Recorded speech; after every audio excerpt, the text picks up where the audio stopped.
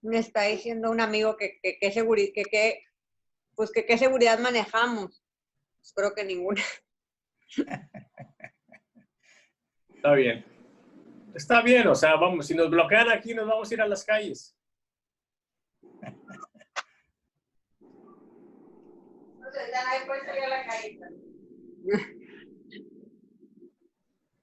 No nos vamos a ir a las calles, pero pues...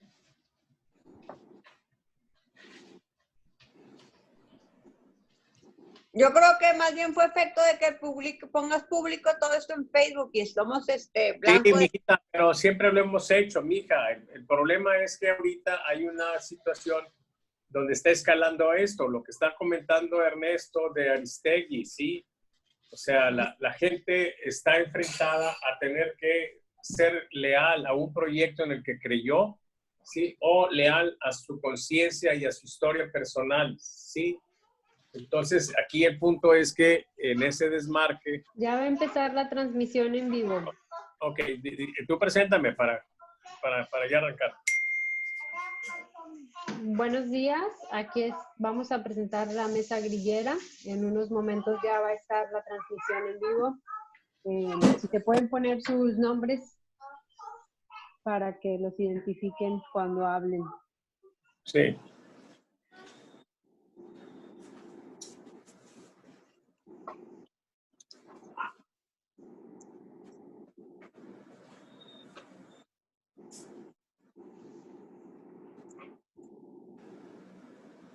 Okay.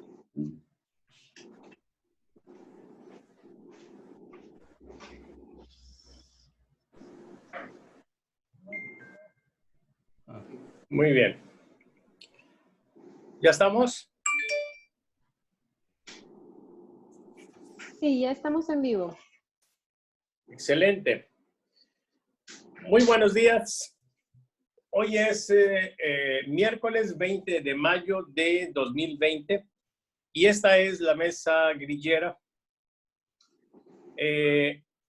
Hoy estamos una cantidad reducida porque la sesión había ya iniciado o estaba por iniciar y sufrimos un ataque por un grupo numeroso de personas que estuvieron mostrando pues imágenes obscenas y estuvieron también verbalizando agresiones. Y aunque tenemos el control de la sesión, pues no nos dimos abasto eliminando, porque eran muchos, ¿sí? La cantidad nos habla, pues, de que no es una situación aislada, ¿sí? De alguien que no les gusta o no le gusta lo que aquí se dice. Y podríamos entonces presumir que es una situación más organizada, más orquestada. No nos atrevemos a responsabilizar directamente a nadie, pero sí podemos afirmar de manera clara, contundente, que son sectores que están tratando de evitar que manifestamos, que ejerzamos nuestra libertad de expresión. Y eso es, por supuesto, algo que no vamos a tolerar. Si nos revientan una situación de este orden tecnológico, encontraremos algunas otras formas de expresión, pero lo que tengamos que decir, lo vamos a decir. Seguramente quienes estuvieron detrás de esta agresión ahora nos están viendo por Facebook, ¿sí? Y a lo mejor acaban a continuar las agresiones, no sé. Pero espero que los compañeros que ya se habían incorporado, pues ahora lo hagan. Creo que a Lomas ya no se lo mandé. Ahorita le mando la liga. Y bueno, pues eso es lo que tenemos. Ya estamos iniciando esto porque se hace un poco tarde. Sí, nos acompaña Mónica. Preséntate, por favor, mientras yo le mando a Lomas la liga. Buenos días, soy Mónica Borrego. Soy maestra en comunicación política y actualmente directora de comunicación política en Saba Consultores. Ernesto. Ernesto Cerda, del Instituto Ciudadano de Estudios Estratégicos, AC. Ernesto, ¿quieres empezar la charla?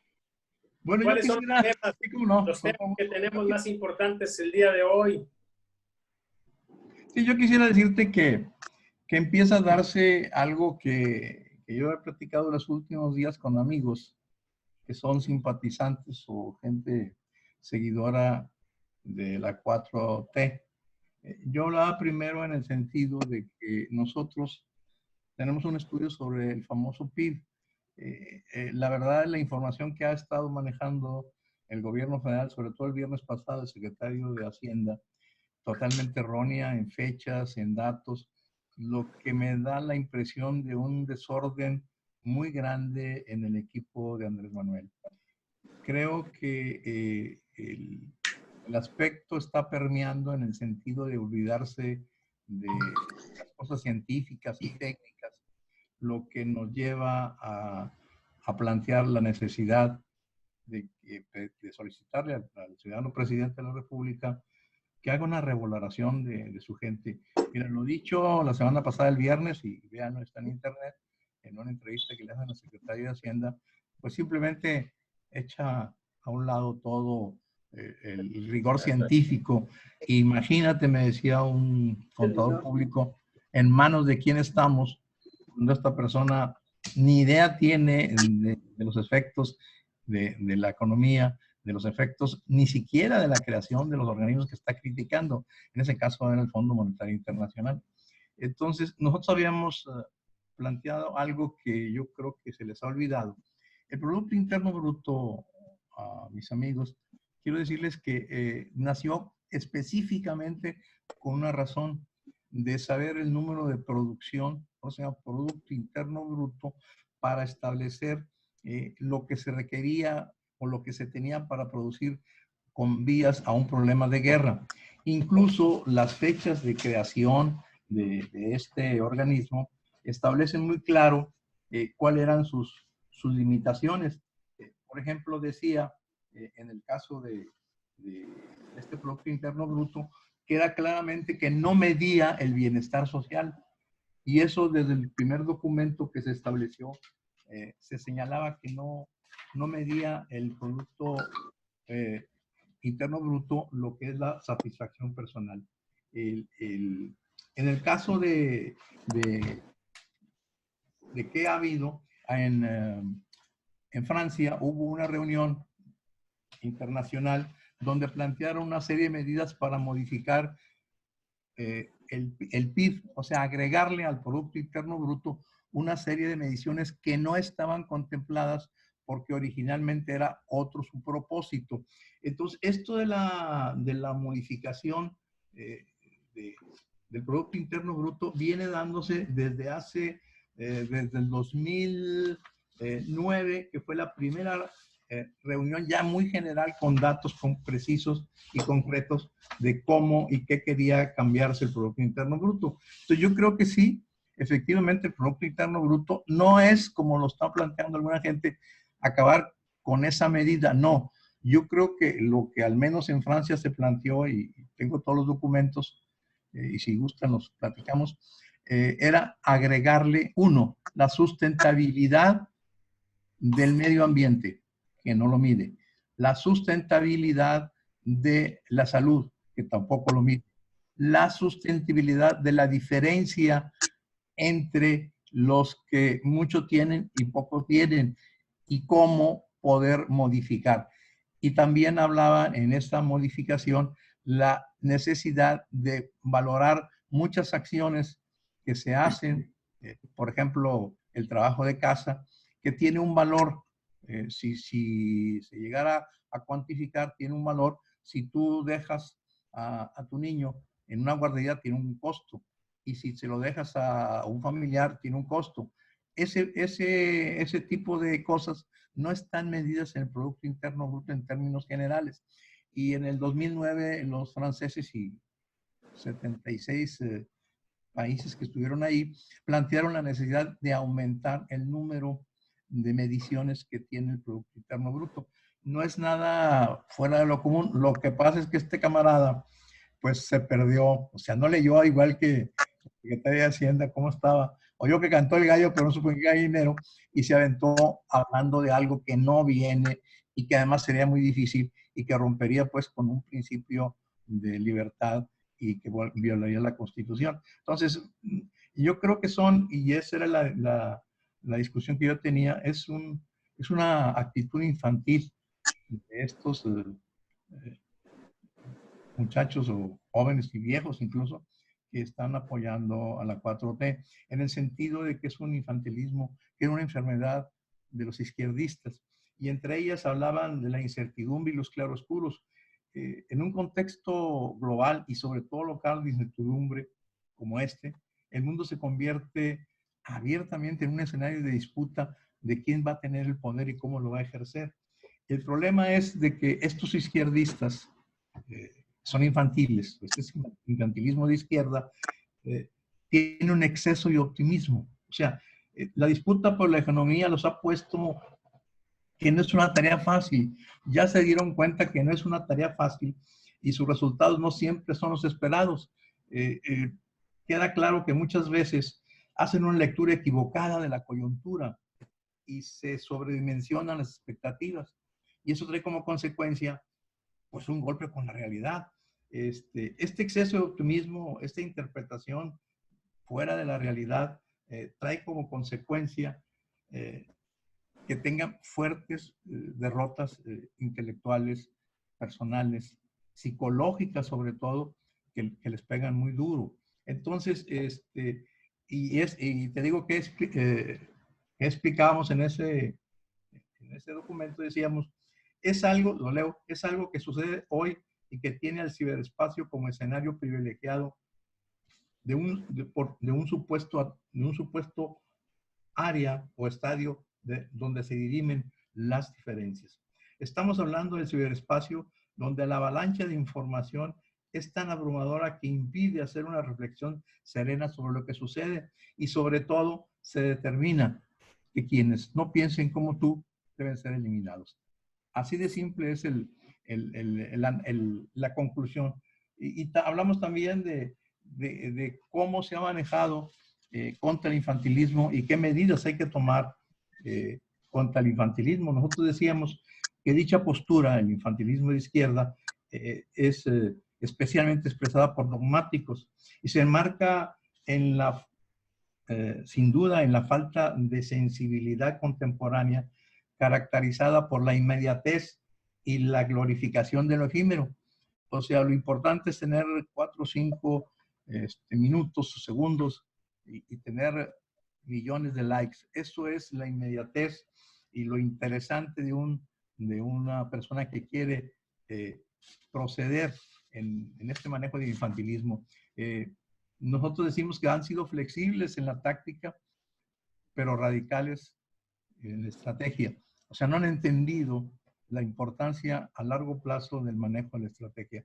Y damos, por ejemplo, pues datos de cómo insultan, cómo gritan, porque es la incapacidad para poder oponerse racionalmente a quienes se oponen. La capacidad de discusión y la cuestión de argumentación es nula. La hemos vivido en muchas áreas.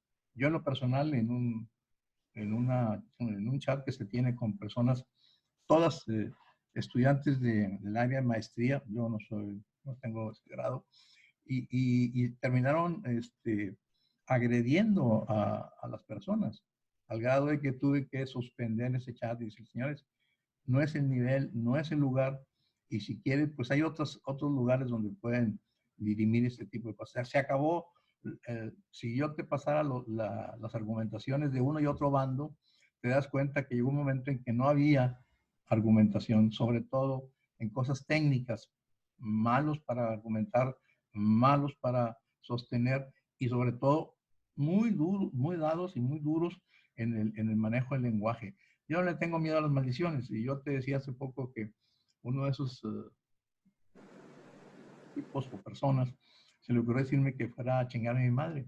Y te dije muy claro, dije, fíjate que efectivamente qué bueno que me lo dices, mi madre ya falleció, pero me queda claro que todos los mexicanos, todos sin excepción, y no solamente los mexicanos, sino todo ser humano, chinga a su madre. Lo chinga en el momento 9 meses en la concepción, sí, chingar es fregar, joder, como lo marca el diccionario, pues la estamos jodiendo, fregando, molestando desde los 9 meses en el vientre.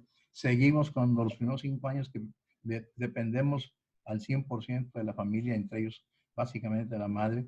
Y después en la primaria y en la secundaria, y ya casado, la madre sigue siendo un elemento que se preocupa y que de alguna manera sufre las torpezas o los errores que los hijos cometemos. Entonces, en esa perspectiva, para mí no es insulto. Y si quiere insultar, pues estamos terminando un libro que se llama Cómo insultar con propiedad, que es parte de una continuación del diccionario político. Y después les quería platicar y contar algo que viene volviendo al problema de los números que te decía yo, de los números de muertos, que ya se convirtió en un verdadero problema que tampoco han podido resolver. Quedó claro, probado a través de un estudio y un chequeo de las actas de defunción, que hubo 2.400 muertos cuando el gobierno solamente habló de 933. La documentación y los datos que aportaron, que con seguridad fueron los mismos datos que manejaron los periódicos extranjeros.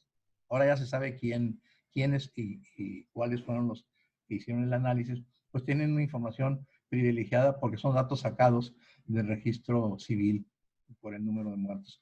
Todo esto trae como a colación, tú, Salvador, pues que se va a recrudecer, o sea, cada vez van a ser más reaccionarios en el sentido de volver a reaccionar negativamente, incluso agresivamente, contra cualquier cosa que tú digas, por lo mínimo que sea. Y claro, pues las armas son las de siempre. Yo creo, si te acuerdas, cómo éramos perseguidos cuando pintábamos en las paredes aquellas pintas. Yo tengo por ahí una fotografía donde salió, donde pusimos fue y ya no quedamos, y quedó la E desparramada. Entonces, o cuando poníamos en las paredes y en los postes aquellos manifiestos que hacíamos en contra del gobierno y a favor de la libertad de expresión. No es nada nuevo, es más de lo mismo. Y una vez me decías, Dani, oye, yo pienso que cambiamos todo para volver a ser iguales, pero tal vez peor. Todo cambió para ser igual. Muy bien. Entendí mucho. Muy bien, Ernesto. Bienvenidos, Antonio Lomas y José Daniel. Bueno, rápidamente les comento que pues sufrimos una agresión en este inicio, por eso cambiamos la liga para no permitir el acceso a personas. Nos llamó la atención que eran muchos, tratamos de eliminarlos, pero pues no nos dimos abasto. Y yo lo que creo es que vive la situación de este gobierno sin que esto que estoy diciendo signifique que estoy directamente asociando a los agresores con el gobierno de la 4T, con Morena. Pero sí se advierte una situación de desesperación que se transmite de algún modo en las actitudes del propio presidente. Recuerden ustedes que él tenía la fantasía, la ilusión de que había una cantidad por ahí que era separada para cuestiones de orden de corrupción, y luego resultó pues que llega y ese dinero pues no estaba por ninguna parte. Él iba a resolver los problemas, él iba a apoyar a la gente más necesitada sacando dinero de ahí.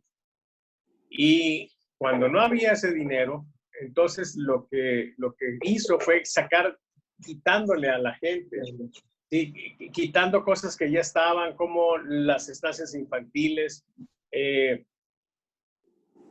para supuestamente darlas de manera directa, despidiendo gente sin respetar la ley, sin darle su liquidación de manera muy grosera.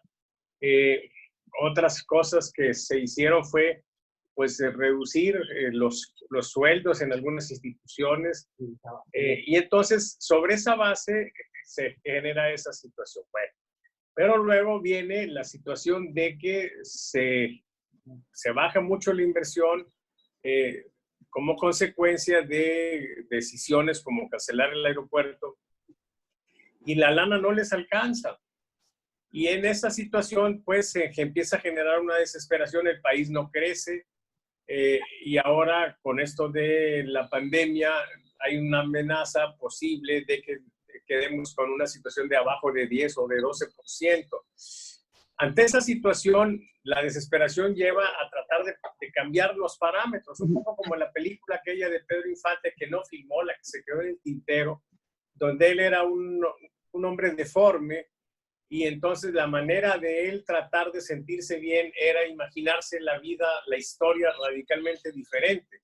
O sea, todo cambiado, todo modificado para que en esas modificaciones, ¿sí? En esas bruscas alteraciones de lo que es la realidad, él entonces quede como una persona, pues como la que él se quería ver, ¿sí? Como una persona normal, como una persona bien. Y aquí entonces estamos pues en la idea de que mientras estuvimos afirmando que creceríamos al 6% en el PIB y luego al 4% y luego al 2%, pues resulta que andamos muy abajo. El desempleo está surgiendo y yo lo que creo aparte es que aunque el presidente tiene una aprobación general de 60% en el país, el lugar donde vive, la Ciudad de México, lo que es su entorno social inmediato, tiene ya un problema fuerte porque las aprobaciones que estamos registrando para el DF andan entre el 35 y 37%. Quién sabe si se vayan a levantar. Dentro de 2 semanas volvemos a actualizar el dato, pero por lo pronto lo que tenemos es un entorno social inmediato hostil para el presidente. Y algo que es muy importante, el lugar que lo hizo, el lugar que lo engrandeció, el lugar que lo catapultó a la presidencia, que es la capital, ¿sí? El lugar donde lo adoraban, empiezan a ya no quererlo. Nada más para que se den una idea, el nivel de aprobación que tiene el presidente López Obrador en la Ciudad de México es exactamente igual a la aprobación que tiene el presidente de México entre los panistas. Sí, de ese tamaño está el desgaste en el DF. Un desgaste que surge a raíz del pésimo manejo que hizo en el tema de las agresiones a las mujeres. La niña aquella, Paulette, sí, la otra. Hubo un manejo muy inapropiado del tema. Y entonces se le viene abajo esto. En ese contexto, pues, yo siento que, de algún modo, los esquemas de la 4T están tambaleados, tienen 60% de aprobación, pero con una composición de fuerza muy peligrosa, porque son los sectores más empobrecidos, los menos educados, los menos estudiados, ¿sí? Los que están haciendo el apoyo, los que no tienen internet. Y los grupos de gente con estudios superiores están en contra, que son los que tienen la mayor capacidad de participación política, de manifestación política. Entonces sí es una situación complicada y esto que vivimos hoy, esta agresión es consecuencia de, creo yo, la desesperación de algunos grupos que seguramente se mueven pues de manera espontánea, pero organizada. Eso es lo que hoy pudimos ver, porque eran muchos, ¿sí? Y entonces, bueno, tenemos esa situación que da la impresión de que no se va a poder arreglar. A lo mejor es el tigre del que hablaba López Obrador, no sé, pero sí deja muy mal sabor de boca. Adelante, Mónica. Bueno, yo realmente tengo una perspectiva por cómo escuché las cosas, un poco más orientada a los 4 acuerdos de no tomar personal. Y vaya, a mí me recordó cuando estaba yo estudiando la carrera de economía en el TEC, que nada más hizo un semestre, pero llevaba una materia de mercadotecnia. Y entonces llevábamos teníamos como teníamos una maestra que tenía como un proyecto de mandarnos o de mandar a sus alumnos a tiendas a buscar dónde estaba como un error en la publicidad y entonces que demandáramos. tenías que demandar por una mala publicidad y tratar de ganar. Y entonces hacer un acuerdo. Entonces, de esa manera, tú generabas como un mercado para que contrataran a gente que egresara como con ese perfil. Entonces, es decir, yo te voy a asesorar para que tengas una publicidad de mercadotecnia bien hecha y que no te puedan pescar por el lado legal. En este momento en que se intensifica la actividad de las redes, está haciendo en que se tiene que generar la necesidad de seguridad. Entonces, no sé si se dieron cuenta, al inicio decían, profe, es aquí. O sea, era una bola de chamacos, estudiantes, que estaban mandados, pero por un maestro o por una maestra, que los mandó justo acá. Entonces decían, profe, es aquí, profe, es aquí. Entraron con una consigna. Ahora, esa consigna pudo haber sido, o sea, estos descuidados hacen muy público, no tienen una seguridad, entonces demuéstrenle que necesitan un servicio de seguridad. O sea, chequen cómo, o sea, en este tiempo en que todo el mundo está utilizando las redes sociales y todo, hay vulnerabilidad y entonces necesitan de ciertos servicios. O sea, hay una cantidad inmensa ahorita de oferta de clases que están ofertando seguridad cibernética, de cómo te proteja, de cómo no te hagan este tipo de ataques. Entonces, fue un simulacro de una clase de decir, miren, así se pueden usar y ustedes pueden ofrecer el servicio para que no les hagan esto. Dable que se esté grabando de esta manera, sí, porque a nosotros nos enseñaban a meterte y argumentar. No a llegar, o sea, es prácticamente como si te estén enseñando a, mira, ve y roba una casa para que te generes un mercado, para que vendas a la contrarrobo.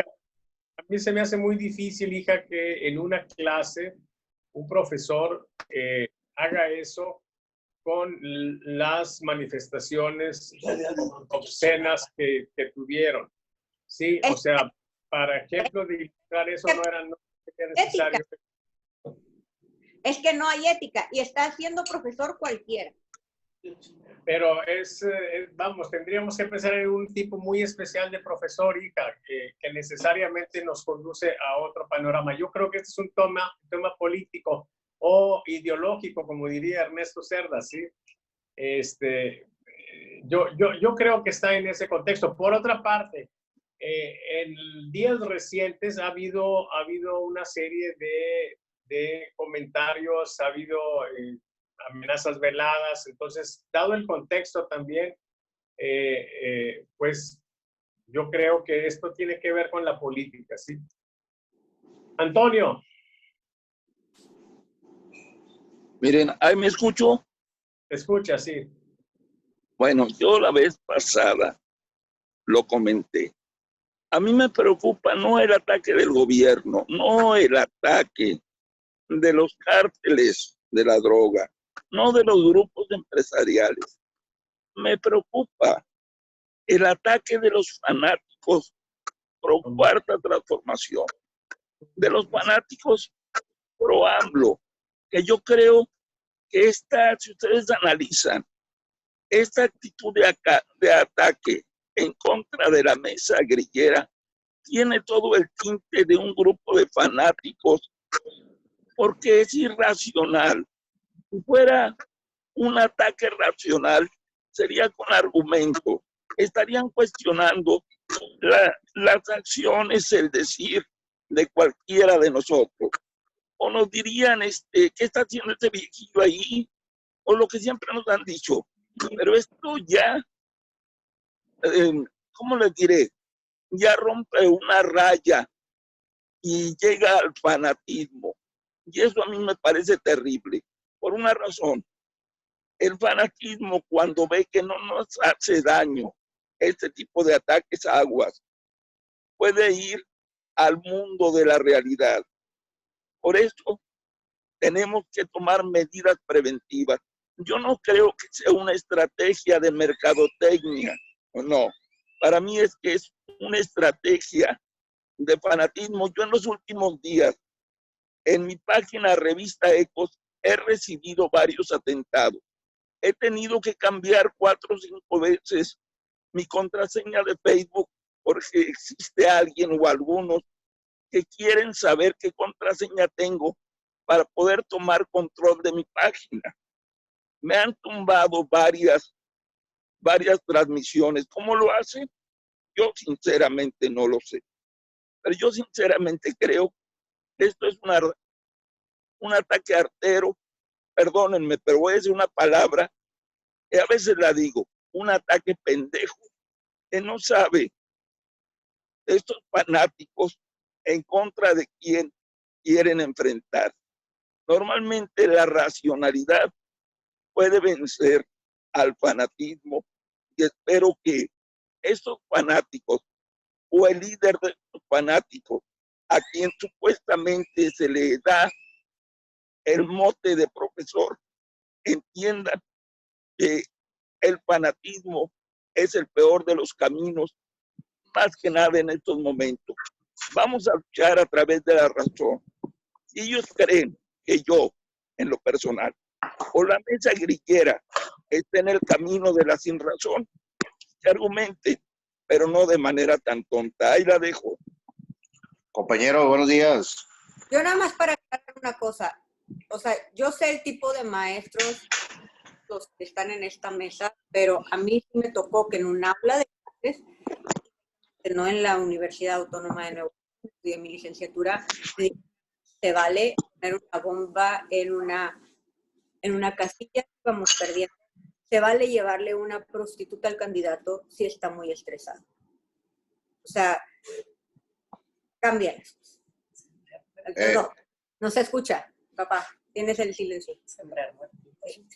Tienes el silencio. Tienes... Sí, es cierto eso, pero en el caso particular es muy difícil pensar que sea una cosa de ese tipo. Yo te aseguro que nadie me va a hablar para venderme algo de seguridad cibernética, ¿sí? O sea, además, ¿te puedo hacer una aclaración, Salvador? Sí, nada más déjame agregar una cosa. La bronca aquí es que están atentando contra algo que es lo más enriquecedor de la mesa, ¿sí? Que era la apertura.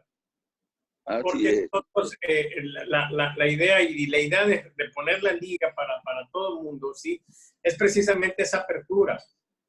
Y yo creo que tenemos que volverlo a hacer, porque ahorita, en la medida en que nos encapsulemos en este esquema de polarización, vamos a estar atendiendo los intereses de quien tiene mayor interés en esta situación polarizada.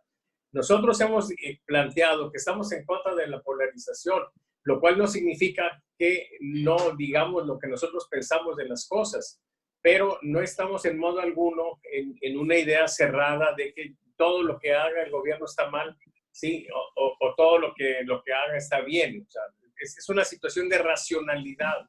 Y precisamente es un ataque irracional porque es justamente lo que algunos sectores quieren, que se empiece a plantear la situación. En mucho quizá porque las cosas que se están haciendo desde el gobierno son irracionales, ¿sí? Frontalmente irracionales. Y eso yo creo que lo que más les molesta. A ver, perdóname, Lomas, adelante. Sí, mi aclaración es, cuando uno hace un estudio de mercado, visualiza a sus clientes.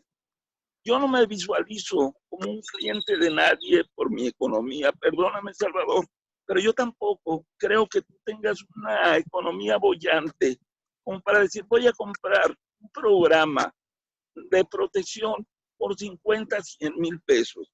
Andamos viendo a ver quién nos puede apoyar para sacar adelante nuestros proyectos. Si eso fuera cierto, que nos quieren ver como clientes, yo creo que están equivocados. Yo sigo diciendo que este fue un atentado de fanatismo. Tal vez ni siquiera López Obrador, ni siquiera la Secretaría de Gobernación o alguno de los líderes de Morena tengan la culpa. Yo creo que son algunos fanáticos descarriados que dicen hay que defender con todo a Andrés Manuel López Obrador, como aparecen los fanáticos que proponen fallidos boicot, que proponen atacar a los periodistas en la plaza pública cuando haya algún evento de López Obrador para correrlos, etcétera. Yo creo que de eso se trata. Me gustaría que fuera cierto, que fuéramos clientes potenciales y que yo, Daniel y Salvador, etcétera, estuviéramos nadando en dinero para poder comprar un paquete de protección de 100, 200 mil pesos. Pero no es así. Ahí la dejo. Compañeros, buenos días. Pues bueno, me van informando de lo que sucedió. La verdad es que cuando lo leí me dio risa porque me imaginé que dije, bueno, el compañero Cerda debe estar feliz de lo sucedido. Es cierto. No, miren, yo estoy con Lomas. Yo creo que este tipo de cuestiones, este tipo de acciones vienen de parte de grupos que son afines al gobierno y que no tienen ahorita, digamos, la razón de su lado. Ya esto ha sido una serie de desafíos a los medios de comunicación, comunicadores, páginas que transmiten información que son adversas a ellos. Miren, nosotros tuvimos una experiencia en un chat que de hecho a mí me da risa porque el compañero Benjamín Castro, bueno, hubo una alusión ahí cercana en un mensaje que compartiste, Salvador, de algo que había dicho el compañero Benjamín, de que ver las mañaneras era ver una clase de doctorado. Yo lo estuve cuestionando en un grupo, Café Grillo, que de hecho él se salió porque no aguantó los cuestionamientos, pero sí advirtió antes de lo que sucedió en el diario Reforma que se estaba formando un grupo de apoyo al presidente, en todos los ámbitos, que iban a estar cuestionando gente, que iban a estar haciendo esto, que iban a estar haciendo aquello. Entonces, yo creo que va por ahí. A ver, que no se nos olvide que el presidente ha organizado grupos de defensa de no sé qué cosas, o sea, de sus propias propuestas. Él, Morena, organiza grupos de defensa a sus propias propuestas y a sus propias acciones. Entonces, la verdad, yo no veo interés de meterse a una plática, discusión. Digo, de hecho, yo ahorita llegué tarde, yo ni siquiera lo había compartido el enlace para que alguien se haya metido y sacado algo. Si alguien se metió es porque tenía la liga. Es que la circulamos públicamente. Entonces, pues ahí está el tema, ¿no? Que pues son personas que seguramente alguien les dijo que hicieran eso. ¿Por qué? Porque si esta mesa, si este grupo de plática fuera un grupo pro AMLO, que nos la pasáramos alabando al presidente, pues yo creo que no hubiera pasado eso, ¿no? Hubieran entrado a festejarnos seguramente. El tema es ese, y yo he visto un patrón muy común. La gente que apoya al nuevo régimen no tiene la capacidad de discutir ideas de manera racional. Siempre es algún rasgo de fanatismo, es un culto a la personalidad, es un ataque a los presidentes pasados, es algún tipo de comportamiento así. Nunca hay una... Y bueno, y otra cosa, siempre quieren que los estés alabando, si no, no aguantan. Alguna vez escuché una idea que decía que Fidel Castro nunca debatió porque no tenía la capacidad de debatir con nadie. Él era un líder que hablaba y le gustaba hablar y que lo escucharan, pero que nunca quería debatir con nadie porque ahí iba a tropezarse. Pero pues bueno, lamentable, no lo vi, pero bueno. Yo les quiero sugerir que nos olvidemos ya de ese tema. Lo retomaremos el sábado cuando tengamos la siguiente mesa grillera y nos la vuelvan a boicotear. Vamos, el próximo sábado, sí, en la primera emisión, ya en la segunda emisión pues va a ser otra vez así cerrada como esta. Y que pasemos a los temas. A mí me llama mucho la atención el tema de Carmen Aristegui. Me parece que es un caso emblemático por lo que fue antes en el gobierno anterior y por lo que presumiblemente iba a ser hoy. Es el tránsito de un periodista con causa del sexenio anterior que debió transitar a ser un intelectual orgánico, ¿sí? Y en esa transición, pues, alguna gente, precisamente como ella, entró en una crisis de conciencia y finalmente se dio a lo que ha sido su profesión, ¿sí? Su responsabilidad profesional. Yo creo, pues, que lo que está pasando con ella es muy interesante porque es extremo, ¿sí? De tomarla como ejemplo, de defenderla ante las agresiones del régimen, sí, a ser agredida en este mismo régimen por el que tanto ella hizo. Entonces, ese tema me parece vital, ¿sí? Hay otros, por ejemplo, la pretensión de el presidente de Morena, de Ramírez Cuellar, de, pues, un poco meterle la mano al tema de la riqueza. Lo que se graban son los ingresos, ¿sí? No la riqueza. Y las riquezas pues tienen una gran cantidad de fuentes, algunos por herencia, otros porque hicieron algunas travesuras, otros porque se encontraron un tesoro escondido, ¿sí? Lotería.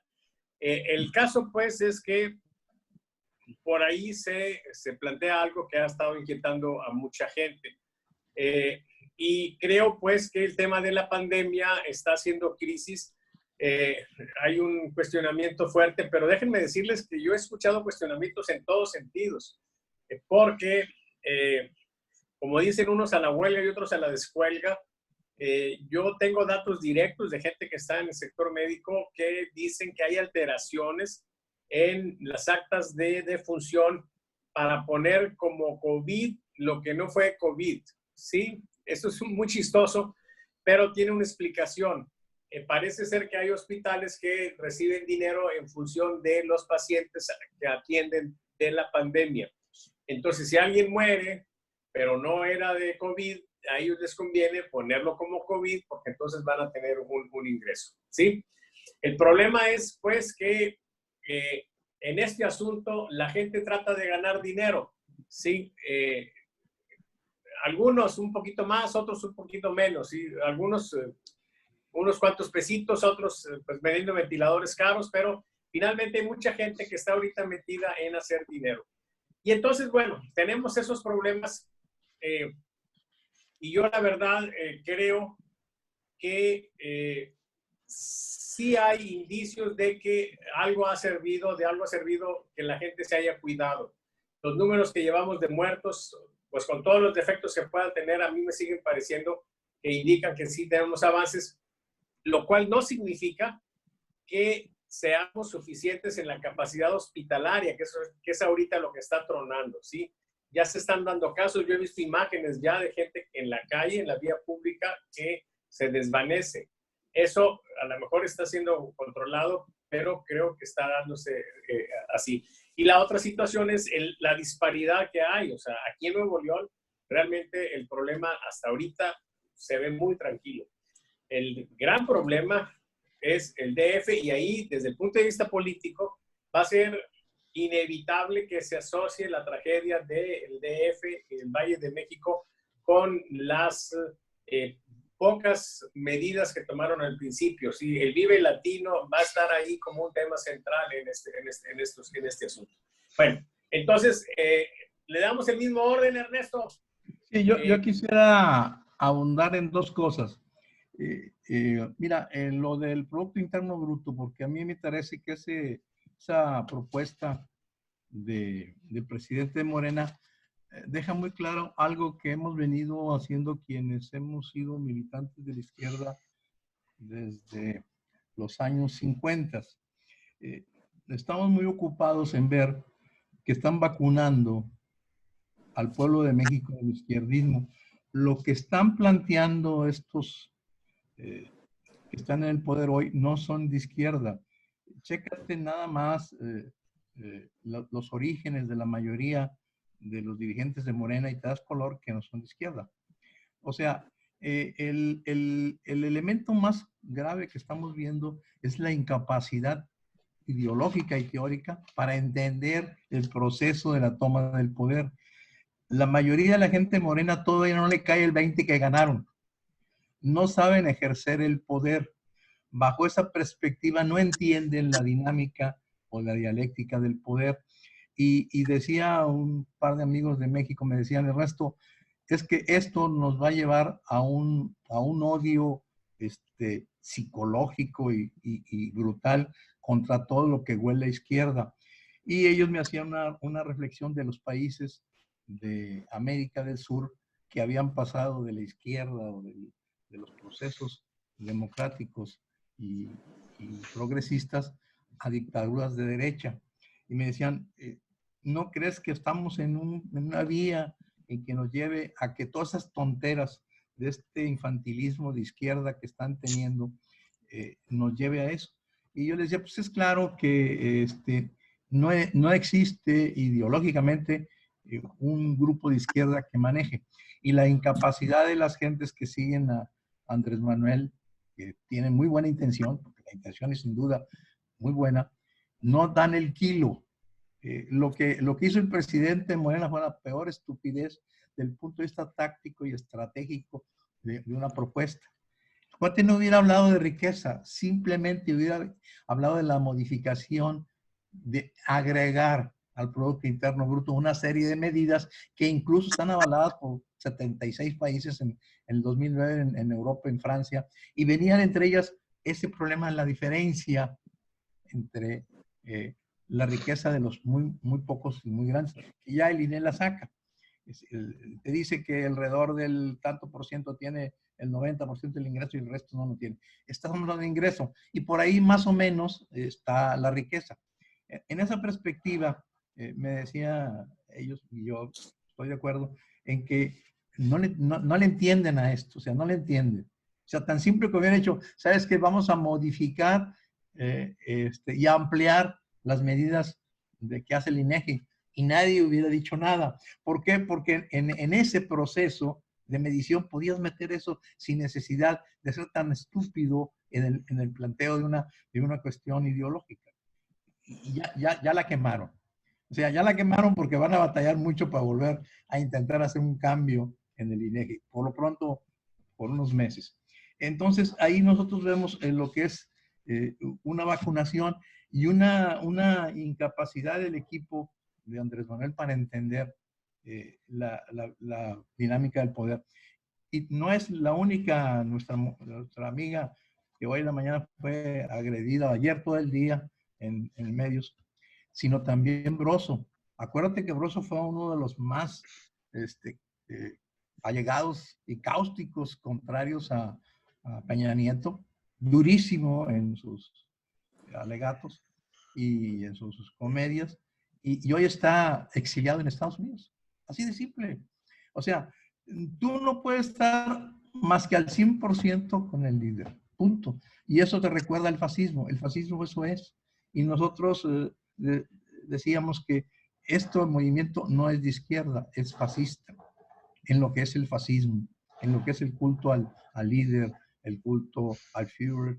Entonces, bajo esa perspectiva, no hemos avanzado absolutamente nada. Grave para los que son izquierdistas, de veras, quienes creen en el socialismo, no en el socialismo de Marx ni de Lenin, sino en lo que fue sucediéndose posterior a la crítica, lo que sucedió en los países de la Unión de Repúblicas Socialistas Soviéticas y en los demás países.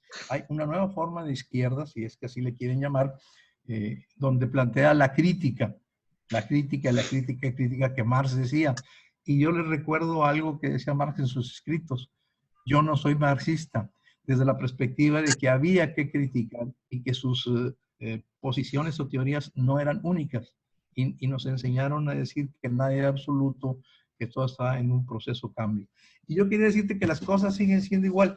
Te voy a leer lo que se escribió en el diccionario político hace 19 años con respecto a esto de los seguidores. Dice, Chipocles, el diputado Uriel Áviles, que estaba impregnado de un orgullo provinciano, trataba y tomaba contra los diputados de los estados que al radicar en la capital se afifizaban.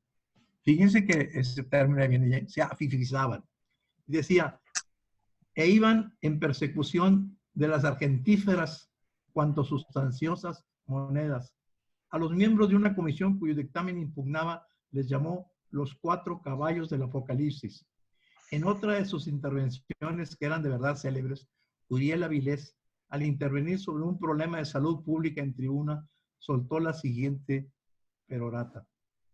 Porque tomemos en cuenta, señores diputados, que los microbios son unos pequeños, pero bravísimos animales que gustan de viajar por todas partes y que tenemos microbios por aquí, microbios por allá, microbios por donde quiera. O sea, hay que decirlo sin eufemismos, tenemos suspendida sobre nuestras cabezas la espada de Chipocles y hasta pudiera decirse que todos somos ya presuntos cadáveres.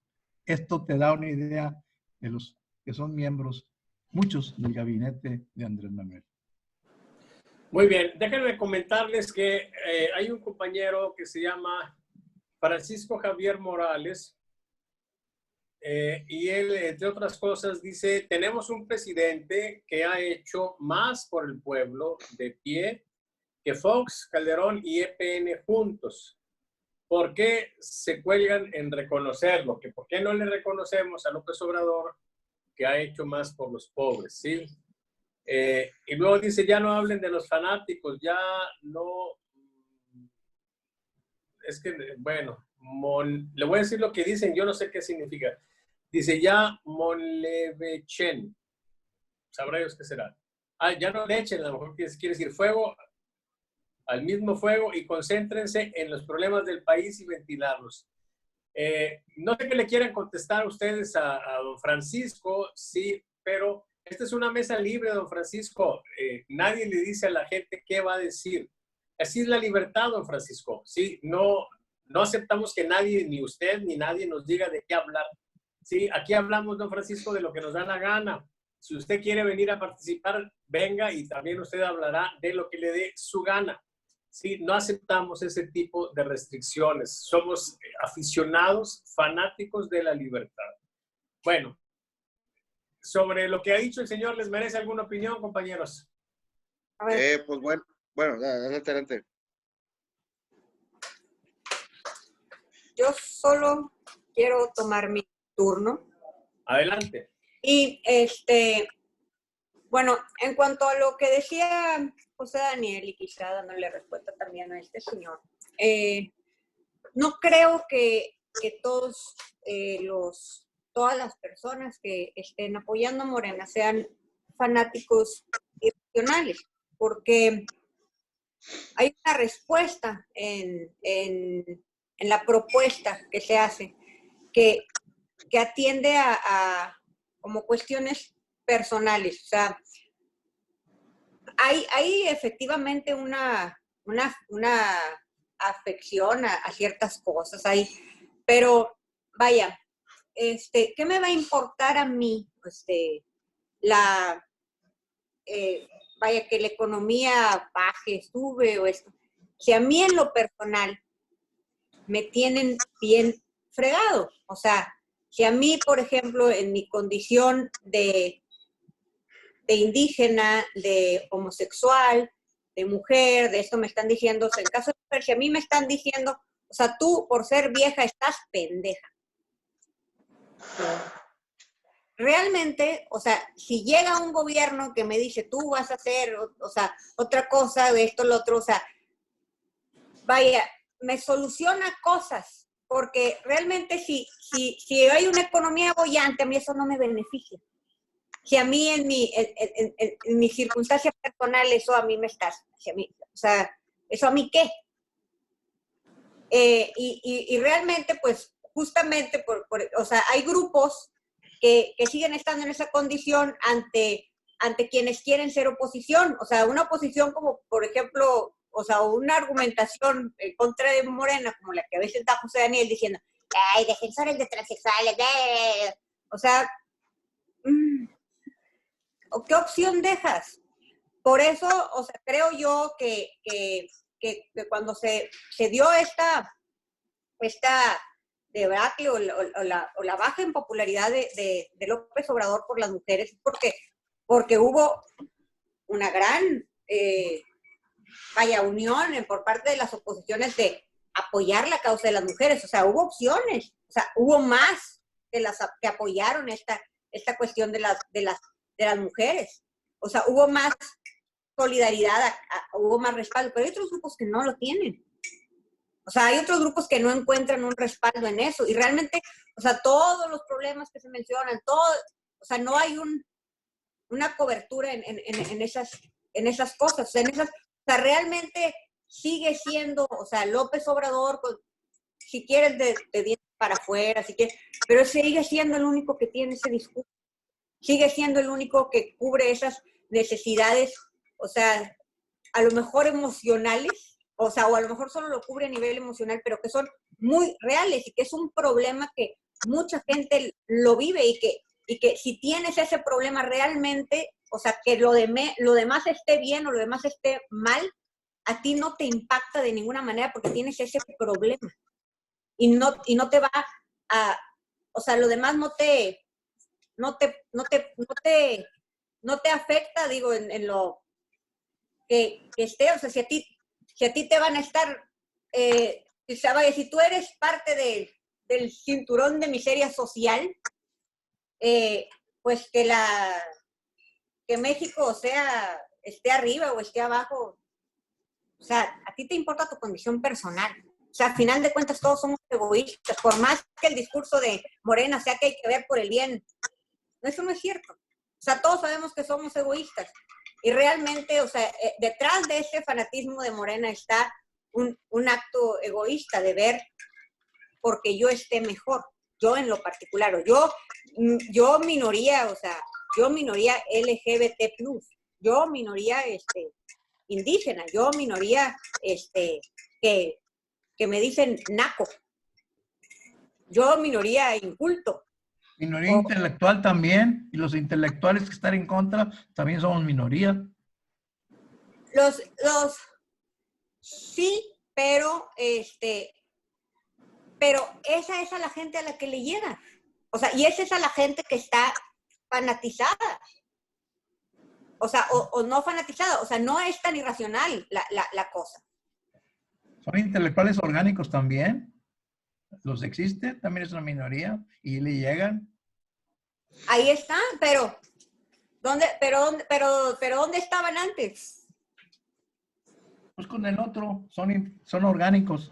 Esos son comodines. Esos siempre han sido comodines. Son orgánicos. Igual que los políticos comodines que han estado aquí.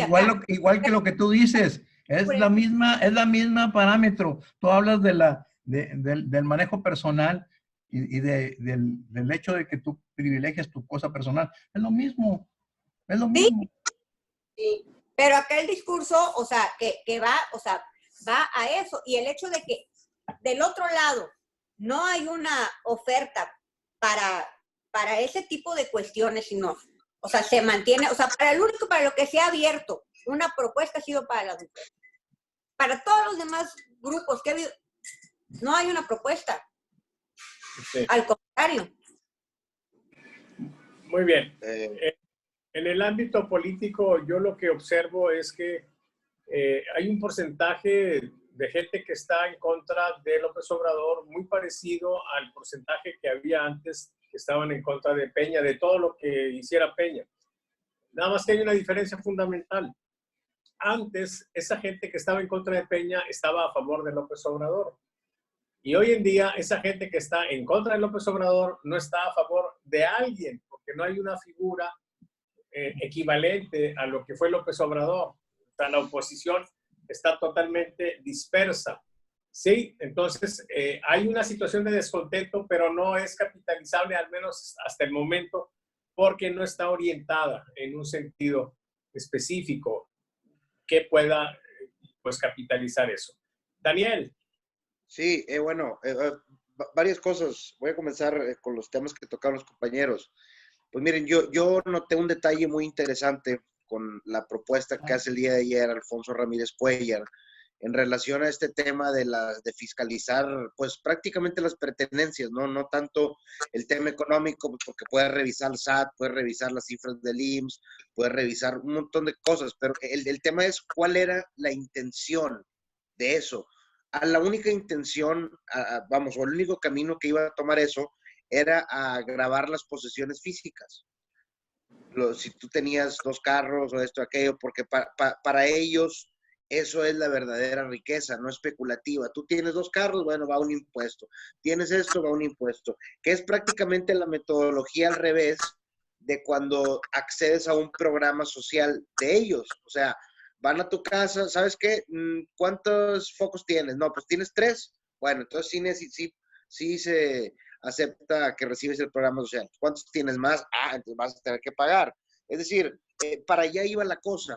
Y a mí lo que me llamó la atención es que se desató dentro de los mismos grupos morenistas, pues júbilo porque lo sienten como una manera de hacer que los ricos o los paguen. Sí, güey, pero a lo mejor tú te vas a terminar pagando y no eres rico. Esa es la primera.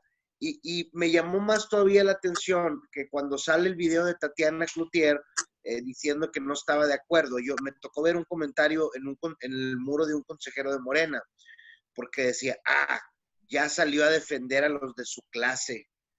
Entonces, y dije, ay, güey, o sea, estos son indicios de la provocación a una guerra de clases evidente. Daniel, es una lucha de clases, Daniel. No, me queda claro. ¿Qué es lo que sucede después? Que el presidente dice que no está de acuerdo, entonces ya todos acatan.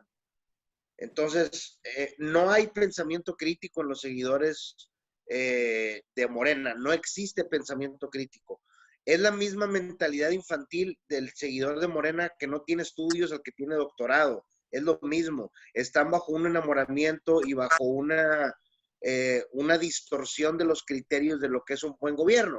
Por poner un ejemplo, ahorita el comentario que hacían, pero ¿cómo nunca han dicho lo que ha ayudado esto, aquello? Pues Peña Nieto también ayudaba, también en la Sedesol se entregaban apoyos. ¿Qué no fue Peña el que sugirió que se hicieran tandas para lo del sismo y toda la izquierda se le echó encima? ¿Cómo es posible que un presidente sugiera tal cosa? Y luego lo sugirió el gobierno federal actual y todos le estaban aplaudiendo. ¿A qué voy con eso? Que la polarización que existe, incluso para la gente politizada, hacen imposible debatir, porque la tolerancia a las ideas se convierte simplemente en gente hablándole al aire porque nadie te contesta. Tú estás en un grupo con una persona que es simpatizante, por ejemplo, de Morena. Tú le vas a decir, nunca te va a abordar las cosas que le digas y a cambio te va a contestar un dogma, un credo, un Padre Nuestro. Y al final de cuentas, a medida que se intensifica, porque los debates son intensos, los debates tienen que ser fuertes, pues si no ahora todo el mundo quiere que se le respeten todas sus ideas. Ay, a mí respétame mi idea, porque, a ver, claro que no, güey. Si yo pienso que estás mal, no te la voy a respetar. Me lo han hecho a mí. Así se deben hacer los debates. ¿Ustedes creen que Marx y Bakunin estaban discutiendo y decían, no, por favor, Marx, no me levantes la voz? Pues claro que no. Ese es el problema, que hemos construido una burbujita intelectual en toda la gente que está en todos los lados y no permite ni siquiera que haya oposición. ¿Qué oposición está ahí? Porque también todos quieren ser muy políticamente correctos. Marco Cortés, ¿quién va a estar en la oposición? Y del lado de Morena, pues van a seguir fuertes porque no hay absolutamente nadie que los esté cuestionando. No hay nadie. No hay nadie. Entonces, en el juego de mantener las formas, ellos van a ganar. Y peor aún, porque ellos están en el gobierno, pero también tienen grupos de choque, por así decirlo, como lo que pasó aquí, última vez que lo menciono, o lo que le hicieron a Reforma, porque ellos sí pueden vulgarizarse y sí pueden tener grupos de choque vulgares, groseros y todo, y se van a lavar las manos de que, pues yo no fui, güey, a lo mejor fue un simpatizante mío, y la oposición no tiene a nadie. Por eso se vuelve más difícil, porque los que están en la oposición sí los atacan, los insultan, los denigran, pero tú a ellos no puedes porque te vas a decir, a ver, ¿qué me dices? Yo no fui, yo no estoy haciendo nada, pero al final del día lo avalan. Eso es lo peor del caso. Miren, hay una situación interesante, plantea con respecto a la idea esta de grabar la riqueza, sí, plantea un compañero, Francisco Javier, dice, insisto, investigar el patrimonio del pueblo, es con el fin de liberar masa monetaria y que ésta llegue a los más necesitados. Aquí quitarle dinero a la gente. Sí, o sea, quitarle a la gente que tiene para eso. El problema aquí es que es cierto que es importante tener un esquema de redistribución de la riqueza justo. Eso en general está en el ámbito fiscal. Pero la riqueza, hay un libro que se llama The Millionaire Next Door, ¿sí? Y en ese libro se analiza a la gente rica, se estudia a la gente rica, a los millonarios, ¿sí? Y definen en ese libro un millonario como una persona que tiene en la bolsa, no cuentan propiedades en la bolsa, dinero disponible, arriba de $1 millón, ¿sí? Y lo interesante ahí es que lo que ellos derivan es que la gente se hace rica fundamentalmente en atención a el diferencial entre ingresos y gasto. O sea, la gente que ahorra, la gente que se disciplina, que tiene un esquema de vida así de ordenado, es la que logra ese tipo de niveles. Y en ese libro, pues se plantea una idea de por qué es bueno tener dinero, ¿sí? Fundamentalmente en el ámbito de la libertad personal, cuando ya no dependes de un sueldo, etcétera, puedes hacer lo que quieras, etcétera. Pero bueno, no les voy a detallar más cosas del libro, pero sí el hecho de que nada más de imaginar que una persona que quiso ser muy ordenada, hizo un capitalito, ahora llega un gobierno y le diga, ¿sabes qué? Te voy a quitar porque sí está pobre, ¿sí? Ok, alguien puede decir, se puede hacer por la ley, pero esa gente que tiene libertad, lo que está haciendo ahorita, ¿sí? Es irse de México. Hay gente especializada en temas de migración y de finanzas que me dicen, los proyectos, las chambas que estoy teniendo ahorita es ayudar a la gente a encontrar la manera de irse, llevándose, por supuesto, su dinero. Entonces, las medidas que se pueden adoptar pueden tener una buena intención, pero las consecuencias pueden ser fatales, porque la fuga de capitales, la fuga de esas personas, ¿sí? Que a final de cuentas van a estar exentas, ¿sí? De ese tipo de leyes, ¿a dónde va a conducir? Pues a un empobrecimiento mayor del país. Y entonces ahí se ve como la idea de que gobernar es muy fácil, ¿sí? Hay quienes festinan que como ya se hizo constitucional los programas sociales de López Obrador, ya el pueblo va a ser feliz por toda la vida. Pues si no hay dinero, aunque esté en la ley, no se va a poder hacer. Sí, tenemos derecho al trabajo y hay el desempleo. ¿Por qué? Pues porque aunque tengas el derecho al trabajo en la Constitución, pues no hay el trabajo y te amolaste. Entonces, el punto aquí es cómo estás tratando de conseguir las cosas. Y yo creo que la gran tragedia de este gobierno es la pretensión de que todo es muy sencillo, ¿sí? De que todo es muy fácil. Tú quieres saber cómo piensa la gente, haz una consulta a la madre tierra, llévate un chivo y una gallina prieta y ya la madre tierra te va a decir qué es lo que quiere el pueblo, ¿sí? O haz una consulta a mano alzada. Pues esas trivialidades, ¿sí? No te dicen cuál es la opinión. Y así como eso, hacer una casa, construir un camino, etcétera, ¿sí? Ese tipo de trivialidades a lo único que va a conducir pues es a que las casas estén mal hechas, estén mal construidas, que tengamos una serie de problemas y que el gobierno esté mal armado y esté tratando de hacer cosas buenas, pero de una manera tan deficiente que a final de cuentas se convierten en cosas terribles para la población. Eso es lo que estamos teniendo ahorita y hay sectores que están entendiendo que no está bien y que están migrando de haber apoyado a López Obrador a no apoyarlo. Son los sectores que tienen escolaridad superior, ¿sí? Y en contrapartida, alguna gente que está recibiendo esos apoyos, gente muy pobre, está apoyando a López Obrador. Pero ese cambio, ese trasvase de apoyos es algo que creo es riesgoso, pero ese es asunto que ellos tendrán que vivirlo, ¿sí? Y pagar el precio si es que hay un precio que se pague.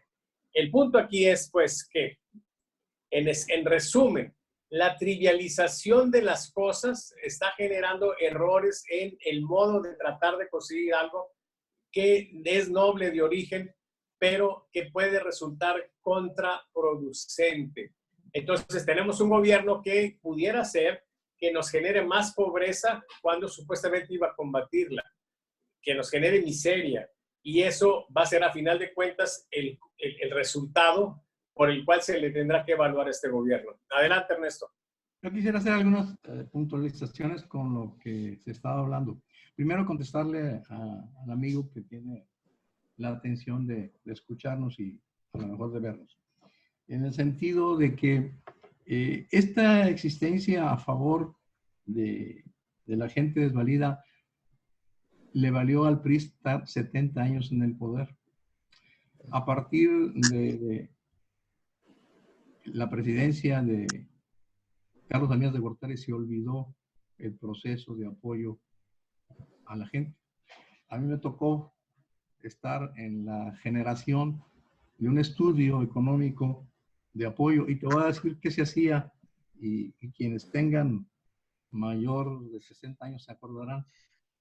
Por ejemplo, cuando tú eras campesino y tenías una época mala y tu cosecha no se daba, Conasupo te compraba la cosecha o te la pagaba si no la tenía, y había un precio oficial de compra. Entonces tú sabías que de alguna manera, si te iba bien, pues qué bueno, ibas a tener una ventaja, pero si te iba mal tenías la misma posibilidad de volver a sembrar el próximo año. Eso lo estuvo por muchos años Conasupo. A mí me tocó hacer un estudio sobre eso, costos, beneficios. Y te digo, los campesinos en ese momento pues, sabían que de alguna manera iban a tener un respaldo. Eso definitivamente fue positivo y se dejó de hacer. Pues, otro de los elementos, Impexa Conasupo. Impexa Conasupo era la impulsora del pequeño comercio. La impulsora del pequeño comercio era la proveedora de todos los negocios de las esquinas, de las famosas tiendas esquineras. Ahí los precios eran muy competitivos, mucho más que los proveedores de mayoreo en el país. Tengo los estudios desde, ¿qué te puedo decir? Desde los años 60 hasta los 80, año por año. O sea, había verdaderamente apoyos a la mayoría de la gente que de alguna manera no tenía acceso a un ingreso completo. Y tenías, si no un apoyo directo personal, sí se hacía a través de estos recursos que se dieron a Impexa Conasupo. Y quiero decirte que el último año, Impexa Conasupo en 9 regiones del país ganó, porque el argumento central del gobierno federal era de que Impexa no debía seguir porque las empresas de gobierno perdían. Y no era cierto. Nunca perdieron. Entonces, Ernesto, perdóname que te interrumpa, pero creo que estás ahí dando justamente en el meollo de todo el tema ¿sí? Porque tienes un presupuesto que va a ser asignado a las personas a las que les fue mal. Sí, a esas les vas a inyectar para que no se mueran. Para que sobrevivan. Y a las otras que les fue bien, pues simplemente las mantienes y les mantienes el espíritu de lucha, el espíritu de hacer las cosas bien para tener buenos resultados. Ese es un esquema, ¿sí? Versus el esquema en el que se les da a todos. ¿Sí? La pregunta que quería decir. Sí, la respuesta les das a todos. ¿Quién va a querer progresar? ¿Quién va a querer luchar más? ¿Cuál va a ser finalmente el resultado de eso?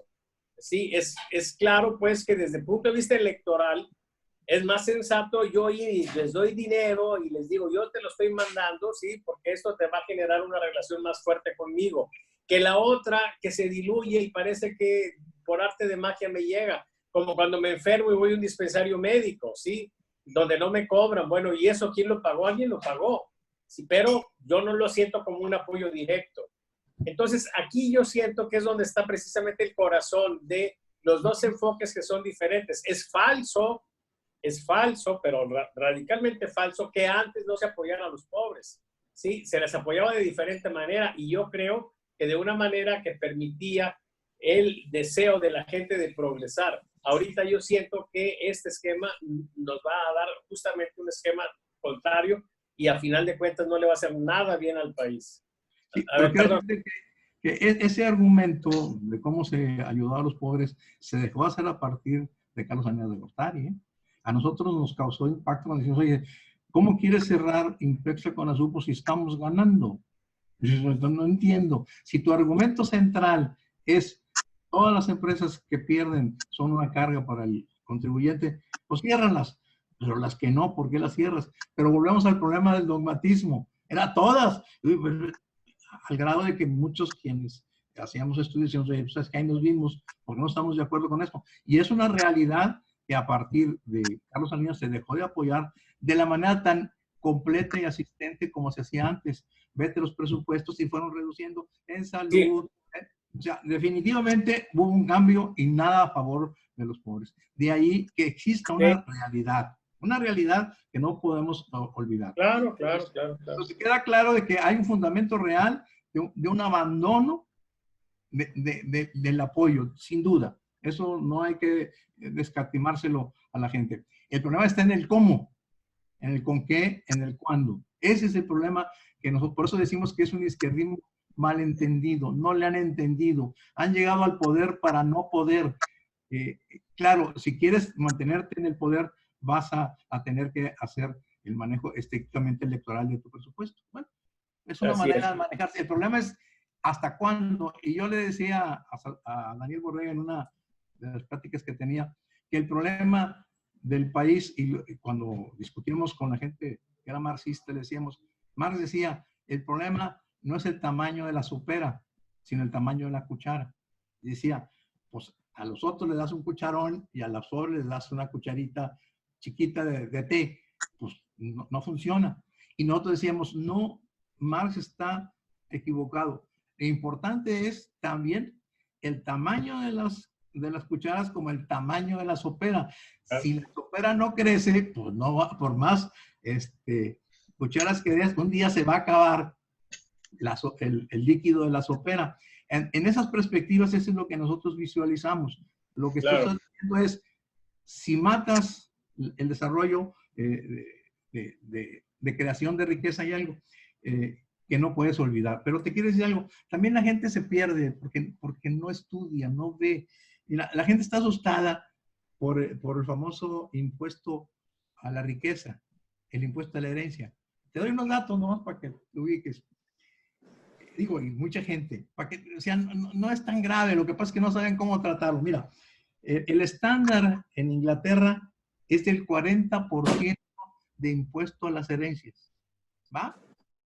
¿Sabes? 40%. O sea, perdónenme, pero ahora quieres ver, y te voy a dar el ranking de todo el mundo. Hay hasta 50, 60 y 70% de impuesto a la riqueza. Esa a la que tú señalas.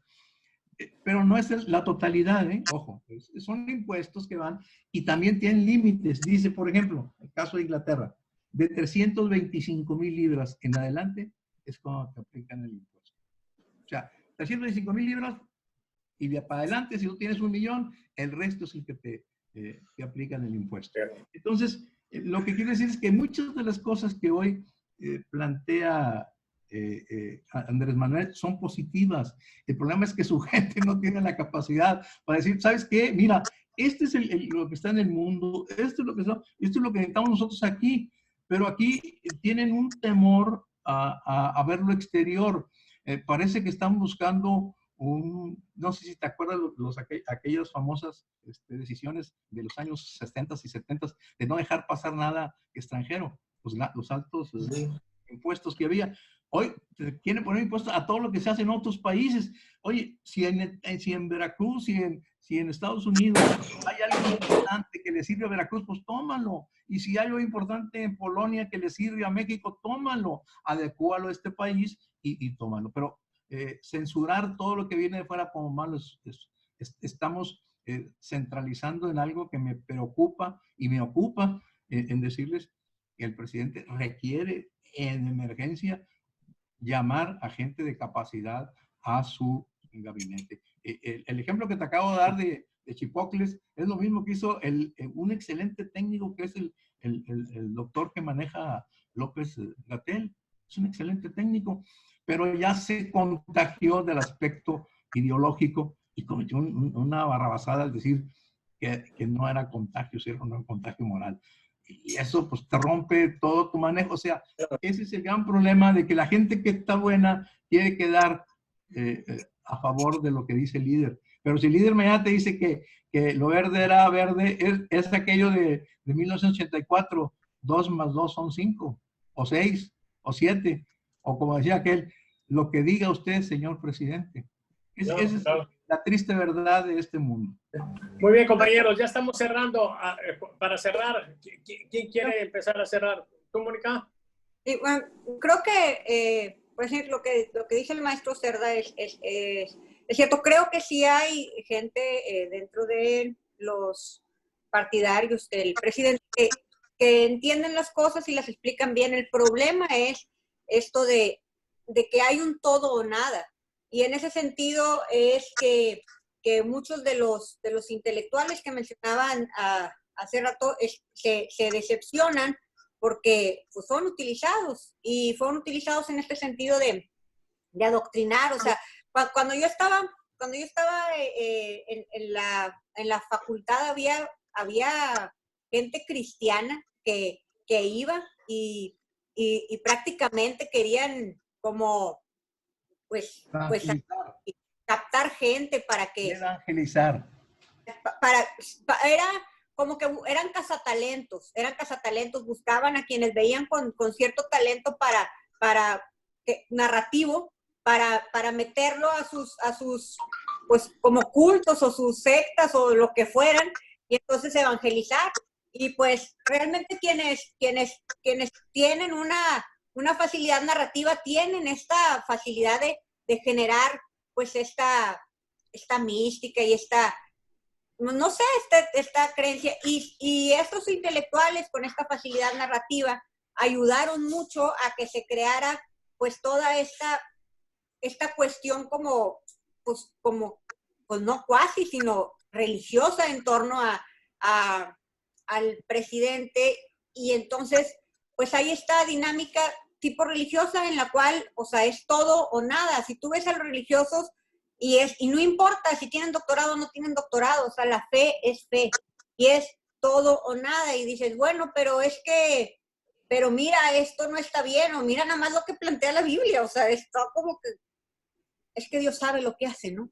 Entonces, pues, es una cuestión como de ese tipo de cosas. Y hay cosas que son buenas, y ese es el problema, que hay cosas que son buenas y hay cosas que no son muy buenas. Y yo recuerdo cuando estaba José Daniel muy en pro de AMLO, ¿no? Y que yo le decía, José Daniel, pero es que de buenas intenciones está el camino al infierno, ¿no?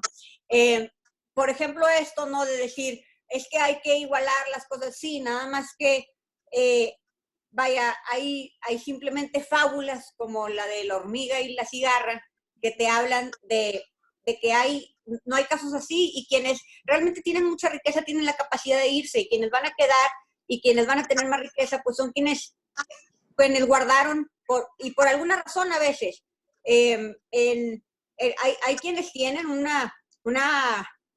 un caso, por ejemplo, que si tienen un hijo con algún tipo de discapacidad y entonces esas personas van a ver la necesidad de estar juntando dinero, o quienes tienen una enfermedad crónico-degenerativa o algo así, pues ven más la necesidad de juntar su dinero y no de estárselo gastando cada fin de semana en una borrachera. Y quienes no ven ese tipo de cosas, no la tienen tan presente, entonces dicen, pues se gastan toda la raya en el fin de semana en cheves, y entonces no tienen riqueza, y a la hora que vaya, oye, pues es que tú tienes más que el vecino, y entonces ahí ya no es tan justa la cosa a la hora de distribuir, pero qué tan justo es que le quites al que está gastando porque sabe que tiene un hijo que no va a poder no va a poder trabajar porque tiene algún tipo de discapacidad y entonces tú quieres que quede protegido.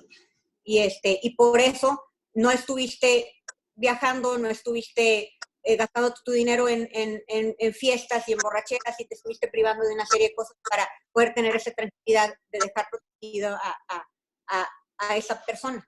Entonces, ahí ya no es tan justa la cosa. No se pueden ver las cosas tan simplistas, como decía mi papá. Entonces, esas cosas, pues, no son tan buenas. Y esto, por ejemplo, las creencias, pues sí son buenas. Y entonces, ahí es donde debemos tener la capacidad de elegir, pero si está este esquema como religioso de o crees o no crees, y así como luego dicen los cristianos, que a los tibios los escupe, no sé qué, pues se pone muy, muy difícil la cosa. José Daniel, para cerrar. Pues bueno, miren, yo he estado siguiendo otros temas, por ejemplo, la cuestión de las energías renovables y todo este tema, esta postura de la 4T de frenar la inversión en ese tipo de energías. Ellos argumentan, y yo, por cierto, no sé si antes de entrar en los temas que hablamos ya lo habían mencionado, y yo vi, Salvador, que tú mencionaste el hecho de los abusos que algunas compañías subcontratadas deficiente o abusos que realizaban a través de una institución oficial, pues, al brindarles un servicio. Yo creo que aquí es peligroso, no tanto por los riesgos que conlleva la inversión en temas energéticos, sino porque el gobierno está cerrado totalmente a encontrar un punto medio, y es algo que sus simpatizantes de hueso colorado no entienden. El paradigma energético en el que se sitúan ellos es un paradigma de hace 100 años, y lo que no entienden es que no se trata de abandonar el petróleo por energía eólica o energía de la que sea, sino ir comenzando a realizar una transición que va a durar varias décadas. Eso es lo que no entiende la gente. Las transiciones energéticas en los países duran décadas, no es de la noche a la mañana. El problema es que al no empezar a hacerlo, estamos condenando las próximas generaciones, estamos condenando nuestra propia soberanía energética, y paradójicamente lo que dice el presidente. O sea, ellos siguen cerrados con el tema del petróleo. Lo interesante es que tú ves a personas que tienen un nivel de estudios, nivel licenciatura, que defienden estos sinsentidos argumentando que es para fortalecer nuestra industria eléctrica. Pues al final del día es para no tener ningún tipo de competencia y que nosotros como ciudadanos no podamos acceder a ningún otro servicio eléctrico más que la Comisión Federal de Electricidad, y se acabó. A los precios que ellos quieren, a como se les antoje. Entonces, el tema aquí es ese, que de alguna manera le han implantado el chip a mucha gente de que son extremadamente pobres, y por eso tienen que luchar contra los ricos, pero cuando vienen las represalias o las acciones del gobierno, el gobierno a ellos los va a considerar como ricos y no como los pobres con los que se sentían identificados. Y yo cerraría con eso. No hay nada glamuroso en la pobreza, no hay nada. No debe enaltecerse la pobreza. La pobreza es un estado adverso, es un estado donde el individuo se encuentra física, mental y emocionalmente frustrado, limitado, sin capacidad de desarrollarse. Creo yo que este país, no nada más López Obrador, este país ha glamorizado la pobreza. Mientras la gente siga glamorizando la pobreza, pues vamos a seguir teniendo este tipo de cosas, que es una diferencia muy clara en cuanto a criminalizar la pobreza y glamorizarla. O sea, no tiene nada de malo, pero creo yo que todo ciudadano debería tener las oportunidades, si él quiere, de poder salir de esta condición adversa. Nadie quiere ser pobre en este país, pero a mí se me hace muy perverso decirle a la gente que deben de sentirse felices con su condición, felices de no poder llevar a sus hijos a la escuela, felices de no poderle cumplir un gusto a un niño pequeño que tiene una ilusión de un juguetito. O sea, me parece extremadamente enfermo, muy enfermo. Pero pues bueno, es un tema de lucha cultural ya más complejo, y lo peor del caso es que esto que estoy diciendo es políticamente incorrecto decirlo frente a gente morenista. Te dicen después que tú te crees fifí y odias a la gente del pueblo. Muy bien. Bueno, compañeros, pues... Déjame despedirme. yo pensé que ya te habías despedido en el anterior, pero adelante. No. Nada más aclaración más. La pobreza es más que eso. La pobreza es más que eso. O sea, simplemente, o sea, piensa en la diferencia de estar cuando estás en un hospital con recursos y un hospital sin recursos. Un hospital en que tienes un cuarto privado con tus sábanas limpias, con una atención con suficiente personal y un hospital en el cual no se da abasto ni siquiera con el personal de limpieza, no se da abasto con medicamentos. Sí, no, claro, totalmente de acuerdo. Es más que eso. Así es. Adelante, Ernesto, para irnos.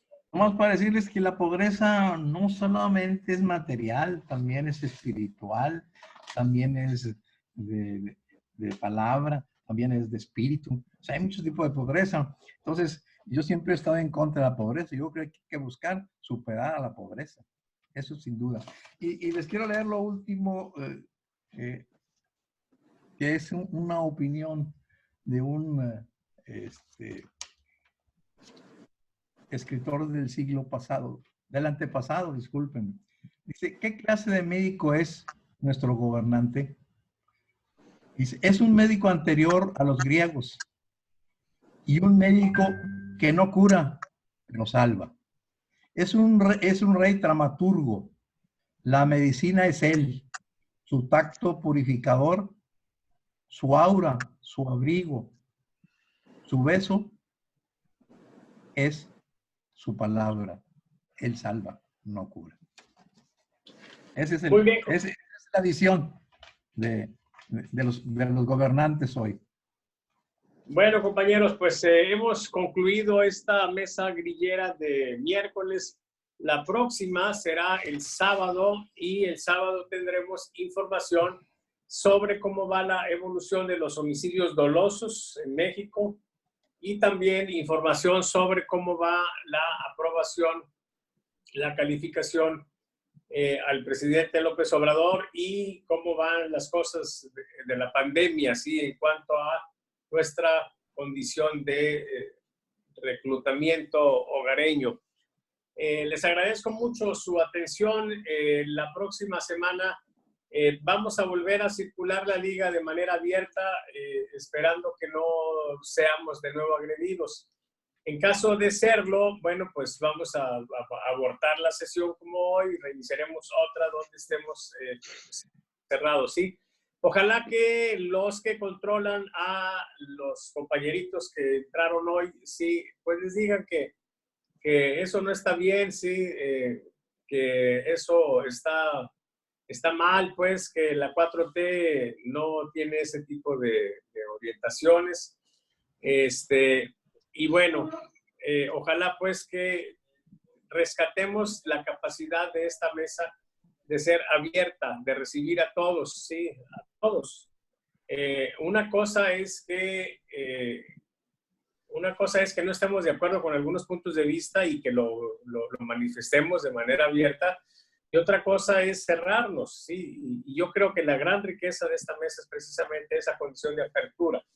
Entonces nos vemos el próximo sábado, tendremos información esta que ya les dije, y bueno, pues que tengan un excelente resto de semana. Hasta entonces, bye. Bye.